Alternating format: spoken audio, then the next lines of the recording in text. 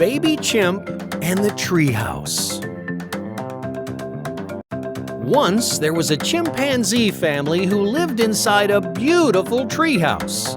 Mommy and Daddy Chimp had built the house together. With the first light of the morning, Mommy Chimp woke up Baby Chimp from his sleep.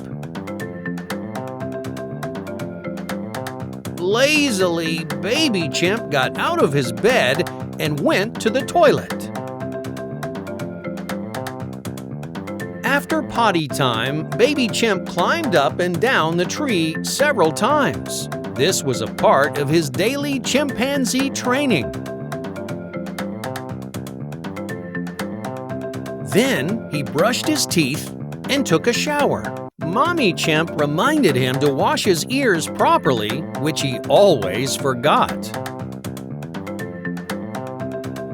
After the bath, Mommy dressed Baby Chimp in his school uniform. By that time, Daddy Chimp had come back from his morning walk and greeted his young one and his wife. They all had breakfast together. Baby Chimp went to the jungle school. He studied, laughed, and played the whole day, along with his school friends.